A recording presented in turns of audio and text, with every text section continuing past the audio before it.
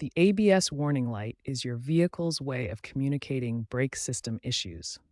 Understanding what this light means and how to diagnose the problem can save you time and money. A solid ABS light indicates a detected fault in the system, while a flashing light suggests an active or intermittent malfunction. The good news is that your regular braking function typically remains operational, but the ABS functionality is disabled until the issue is resolved. Start your diagnosis with a systematic visual inspection. This no-tool approach can identify most common ABS issues without expensive diagnostic equipment. First, inspect the wheel speed sensors located near each wheel. Look for physical damage, loose connections, or debris buildup. The tone ring, which the sensor reads, should also be checked for damage or missing teeth. Next, check the brake fluid level in the master cylinder reservoir. Low brake fluid is a common cause of ABS warning lights. The fluid should be between the minimum and maximum marks, and you should inspect for any leaks around the reservoir. Examine the ABS fuses in your vehicle's fuse box. A blown fuse can disable the entire ABS system. Consult your owner's manual to locate the specific ABS fuse and replace it if you find any visible damage. Finally, inspect the wiring harnesses, especially near the wheels where they're exposed to road debris and moisture.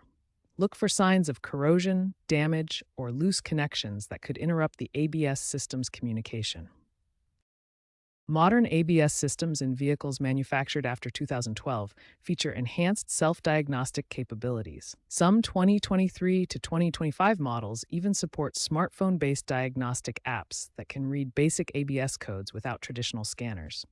These systems show a 99.2% reliability rate when properly maintained. Remember, a systematic visual inspection of wheel speed sensors, brake fluid level, fuses, and wiring harnesses can identify most ABS warning light issues without requiring specialized diagnostic tools. When your ABS warning light appears, there are several no-tool methods you can try before visiting a mechanic. The first approach is performing a system reset to clear temporary faults. Another reset method involves cycling the ignition key in a specific sequence. Check your vehicle's manual for the exact procedure, as it varies by manufacturer. The third reset method involves pumping the brake pedal 20 to 25 times with the ignition off. This helps reset the brake system's electronic control unit.